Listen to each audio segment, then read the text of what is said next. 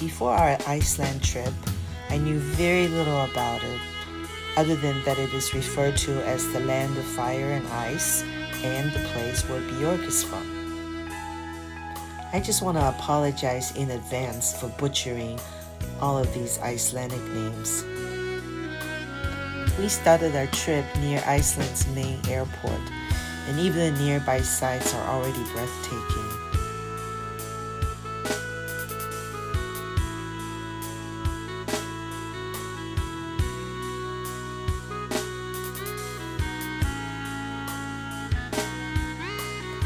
So this is Reynisfjara, and what's crazy is that this water doesn't come from a river above. It's actually seeping straight out of this massive lava field behind it.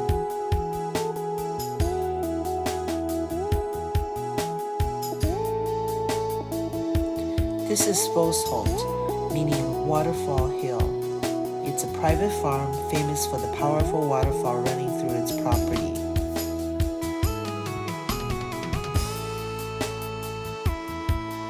One day we decided to drive up to Húsavík because we love that Will Ferrell movie making fun of Eurovision, so I had to see it for myself. The town is just gorgeous, and it even has its own Eurovision museum. Even the drive back from Húsavík was stunning. The scenery the whole way was just beautiful. Dettifoss and Selfoss are the most stunning examples of how powerful and how graceful Icelandic nature can be, all in one spot. We arrived to this vast canyon, and the first thing that hit us was the sound. This is the raw, thundering power of Europe's most powerful waterfall. We felt the mist on our face and the ground shaking under our feet. It was absolutely massive and humbling. But then, just a few minutes upstream, the entire energy changed. That simple crashing wall of water transformed into a wide, elegant, almost artistic cascade flowing over beautiful rock formations in dozens of separate channels. It's the same immense river, but here it feels serene and intricate.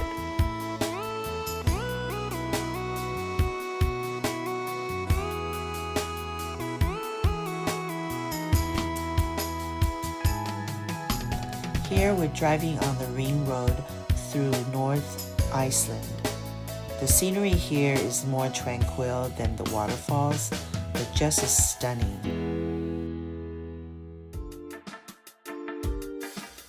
We also drove along the eastern part of Iceland on the ring road. The land here seems more lush and just as pretty. As we continue our drive in East Iceland near Dyrhólaey, the landscape really opened up. It's so stark out here, just vast lava plains dotted with countless little waterfalls and streams. It's a really wild, dramatic kind of beauty. Höfn is one of those places where the scenery just takes your breath away. This charming harbor town sits on its own little peninsula, completely surrounded by water and dramatic mountains. But the real star is the view of the massive glacier looming on the horizon. It's an unbelievably beautiful gateway to Iceland's icy southeast. The Crystal Ice Cave is just a short distance from Höfn. Stepping inside it is like entering another world. The ice isn't exactly white, rather it's this deep glowing electric blue, a color so pure it feels unreal. That blue is ancient compressed glacier ice that's absorbed all the light spectrum except for this one incredible shade. And to walk on the slippery frozen floor, we had to strap crampons onto our shoes, making that satisfying crunch crunch sound with every step. It's the only way to safely explore this magical palace that melts and reforms every single year. Diamond Beach is a stunning black sand beach where icebergs from the nearby Jökulsárlón Glacier lagoon wash ashore. The contrast of the glittering crystal clear ice chunks against the black volcanic sand creates a breathtaking scene. making it look like diamonds scattered across the shore.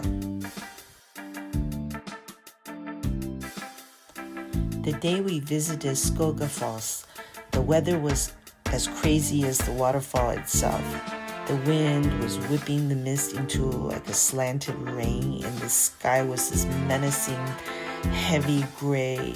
It felt like nature was putting on a full-force, unforgettable show just for us. The storm followed us to Vik's black sand beach. The sky and sand merged into one angry gray, and the Atlantic waves were just roaring giants slamming onto the shore. It was powerful, bleak, and incredibly dramatic. Okay, this is really crazy. Super cold, super pretty.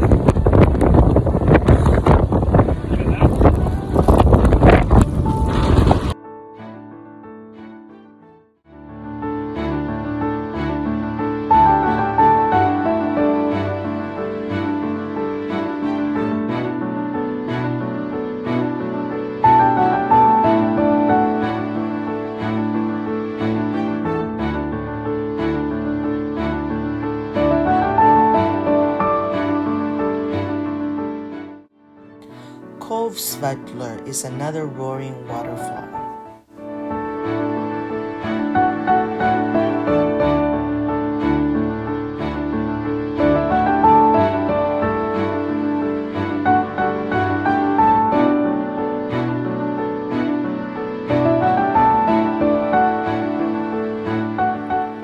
We walked about 2 miles to reach the Dyrhólaey volcano from the car.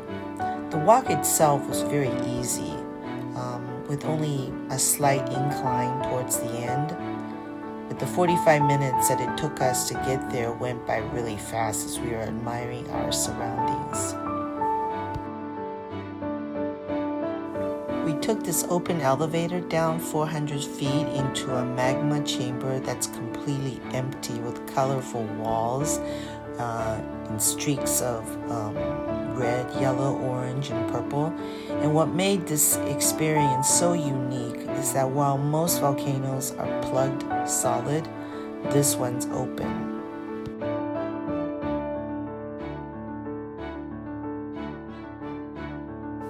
Well, all good things must end, and it was hard for us to say goodbye at Reykjavik. But the best part is knowing that our next adventure is just around the horizon.